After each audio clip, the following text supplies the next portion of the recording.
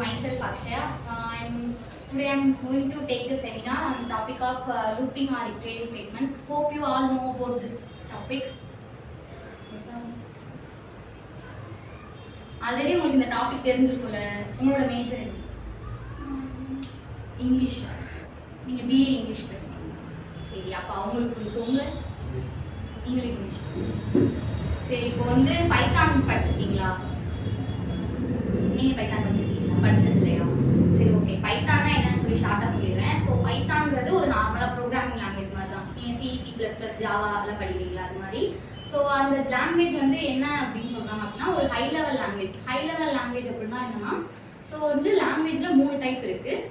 First வந்து low level language. Low level language அப்படின்னா என்னன்னா, ஸோ அதுதான் ஒரு ஸ்டார்டிங் ஸ்டேஜ். ஸோ வந்து கம்ப்யூட்டருக்கு நம்ம என்ன அண்டர்ஸ்டாண்ட் ஆகும் அப்படின்னா, நம்ம எவ்வளோ பெரிய கோட் கொடுத்தாலும் அது வந்து அதை 0s and 1s தான் எடுத்துக்கும். அதனால அதை அண்டர்ஸ்டாண்ட் பண்ணிக்கிற லாங்குவேஜ் தான் ஃபர்ஸ்ட் ஸ்டார்டிங் ஸ்டேஜ் தான் லோ லெவல் லாங்குவேஜ் சொல்றாங்க. அடுத்து வந்து மிட் லெவல் லாங்குவேஜ். ஸோ மிட்ல வந்து என்ன இது பண்ணியிருக்காங்க அப்படின்னா, அல்பபெட்ஸ் அந்த மாதிரி நம்பர்ஸ் அந்த மாதிரி ஸ்டார்ட் பண்ணியிருக்காங்க. அதுக்கடுத்து ஸ்பெஷல் கேரக்டர்ஸ் எல்லாமே இன்க்ளூட் பண்ணது வந்து ஹை லெவல் லாங்குவேஜ். இப்போ வந்து நீங்கள் வந்து ஒரு ப்ரோக்ராம் டைப் பண்ணுறீங்க அப்படின்னா அதில் வந்து லாஜிக் ஆப்ரேட்டர் யூஸ் பண்ணலாம். எல்லாமே நீங்கள் யூஸ் பண்ணி தான் ஒரு ப்ரோக்ராம் இது பண்ண முடியும். ஸோ கண்டிஷனல் ஸ்டேட்மெண்ட்டு, இந்த லூப்பிங் ஸ்டேட்மெண்ட்டு எல்லாமே அதுக்கு அண்டர்ஸ்டாண்ட் ஆகணும் அப்படின்னா அது வந்து என்னன்னா ஹை லெவல் லாங்குவேஜ் இருந்தாலும் அண்டர்ஸ்டாண்ட் ஆகும். அதனால வந்து பைத்தான ஹை லெவல் லாங்குவேஜ் சொல்கிறாங்க, அல்லது ஸ்கிரிப்டிங் லாங்குவேஜ் சொல்கிறாங்க. அதே மாதிரி இது வந்து என்னன்னு சொல்கிறாங்க அப்படின்னா இன்டர்பிரட்டட் லாங்குவேஜ்னு சொல்கிறாங்க. இன்டர்பிரட்டட் லாங்குவேஜ் அப்படின்னா என்னன்னா, ஸோ வந்து ஒரு கோட் இருக்கு அப்படின்னா அந்த கோடை வந்து லைன் பை லைனா ரீட் பண்ணி, so line by line explanation, அந்த இப்போ ஒரு எரர் நீங்க வந்து ஃபைண்ட் அவுட் பண்ணணும் அப்படின்னா இன்டர்பிரட்டட் லாங்குவேஜ்ல ஈஸியா பண்ணலாம். ஏன்னா லைன் பை லைன் உங்களுக்கு அது ரீட் பண்ணிட்டே வரும். கம்பைலர் அப்படின்னா என்னன்னா, உங்களுக்கு ஃபுல் கோடு நீங்க ஃபுல்லா இது பண்ணக்கு அப்புறம் தான் அது வந்து எரர் என்ன அப்படின்னு சொல்லி காமிக்கும். ஸோ அதனால வந்து இது வந்து இன்டர்பிரட்டட் லாங்குவேஜ் சொல்றாங்க. அதுக்கப்புறம் பைத்தானோட ஹிஸ்ட்ரி என்ன அப்படின்னா, ஸோ இது வந்து ஸ்டார்ட் எந்த இயர்ல வந்துச்சு அப்படின்னா டிசம்பர் 1989. ஸோ யாரால வந்துச்சு அப்படின்னா குடியோ வேன் ரசம் அப்படின்னு சொல்லிட்டு ஒருத்தவங்க, அவங்க வந்து எந்த லேப்ல கண்டுபிடிச்சாங்க அப்படின்னா CWI அப்படின்னு சொல்லிட்டு நெதர்லாண்ட்ல இருக்கு. ஸோ அந்த லேப்ல கண்டுபிடிச்சிருக்காங்க. ஸோ அதுக்கப்புறம் வந்து அந்த பைத்தான் அப்படின்னா என்னன்னு சொல்றாங்க அப்படின்னா, நிறைய பேர் வந்து இங்கிலீஷ் ப்ரொனன்சியேஷன் என்னன்னா ஸ்னேக் அப்படின்னு சொல்லுவாங்க. பட் ஆனா பைத்தான் அப்படிங்கிறது எதுக்கு வந்துச்சு அப்படின்னா, அவங்க ஒரு நாவல் ரீட் பண்ணிருக்காங்க. ஸோ அந்த நாவல் பேர் என்னன்னா மான்டி பைத்தான்ஸ் பிளேயிங் சர்க்கஸ் அப்படின்னு சொல்லியிருக்காங்க. ஸோ அந்த நாவல் அவங்களுக்கு ரொம்ப பிடிச்ச நாவல்ன்றதுனால அதுல இருக்க நேம் தான் பைத்தான் சொல்லிட்டு இந்த லாங்குவேஜ்க்கு வச்சிருக்காங்க. ஸோ அது வந்து எப்போ வச்சிருக்காங்க அப்படின்னா 1970s அப்படின்னு சொல்லி வச்சிருக்காங்க. ஸோ பைத்தான் வந்து நம்ம எங்கெங்கெல்லாம் யூஸ் பண்றோம். ஸோ இப்போ நான் சொன்னேன்ல இந்த மாதிரி இன்டர்பிரட்டடா இருக்கு, என்ன நம்ம கொடுத்தாலும் அண்டர்ஸ்டாண்ட் பண்ணிக்க முடியுது. So 0s and 1s convert பண்ணி முடியுது. ஸோ அப்போ வந்து இது வந்து வெப் அப்ளிகேஷன்ஸ்க்கு இப்போ நிறைய வெப்சைட் நம்ம யூஸ் பண்றோம் அப்படின்னா நிறைய வெப்சைட் பைத்தானோட கோடிங்னால இது பண்ணியிருக்காங்க. அதுக்கப்புறம் வந்து ஆடியோ வீடியோ பேஸ்ட் அப்ளிகேஷன்ஸ்ல அந்த மாதிரி நிறைய இதுல வந்து பைத்தான் வந்து யூஸ் பண்றாங்கன்னு சொல்லியிருக்காங்க. ஸோ வந்து பைத்தான்ல கீவேர்ட்ஸ் இருக்கு சரிங்களா. பைத்தான் கீவேர்ட்ஸ் வந்து என்னன்னா 35 கீவேர்ட்ஸ் இருக்கு. ஸோ கீவேர்டை வந்து நீங்க வந்து கீவேர்டை என்னன்னு சொல்லுவாங்க அப்படின்னா ரிசர்வ் வேர்ட்ஸ் அல்லது ப்ரீ டிஃபைன் வேர்ட்ஸ்ன்னு சொல்லுவாங்க. ஸோ நீங்க வந்து வேற எங்கேயுமே ஒரு ஃபங்க்ஷன் நேமாவோ இல்லை வேற ஏதாவோ நீங்க யூஸ் பண்ண முடியாது. கீவேர்டு அப்படின்னா அது வந்து கரெக்டா அந்த போடணும், அந்த இருக்க வேண்டிய இடத்துல மட்டும் தான் இருக்கும். ஸோ நீங்க வந்து ஃபங்க்ஷன் நேம் யூஸ் பண்ணீங்கன்னா அதுல எரர் காமிச்சிடும். அதுக்கடுத்து வந்து வேரியபிள்ஸ்னா என்னன்னு தெரியுமா?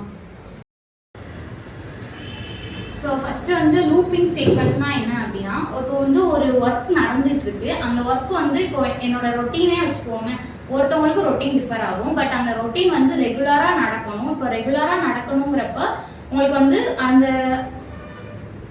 ரொட்டீன் ரெகுலரா நடக்கணுங்கிறப்ப தான் நம்ம லூப்பிங் கான்செப்ட் யூஸ் பண்ணுவோம். ஸோ அதான் சொல்லியிருக்காங்க. இட்ரேட்டிவ் ஸ்டேட்மெண்ட்ஸ் அல்லது கண்ட்ரோல் ஸ்டேட்மெண்ட்ஸ் அது வந்து என்ன பண்ணுது அப்படின்னா பிளாக் ஆஃப் கோட ரிப்பீட்டட்ல எக்ஸிக்யூட் பண்ணிட்டே இருக்கும், திரும்ப திரும்ப எக்ஸிக்யூட் ஆகிட்டே இருக்கும் அந்த கோடு.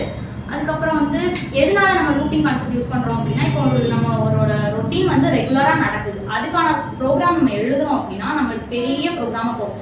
ஸோ மண்டே, டியூஸ்டே, வெனஸ்டே அப்படி சொல்லிட்டு ரெகுலரா நடந்துட்டே இருக்கு, நான் கொடுத்துட்டே இருக்கப்போ கோட் லென்த் வந்து பெருசா போகும். ஸோ நான் லூப்பிங் யூஸ் பண்ணேன் அப்படின்னா எனக்கு வந்து அது ரெடியூஸ் ஆகும்.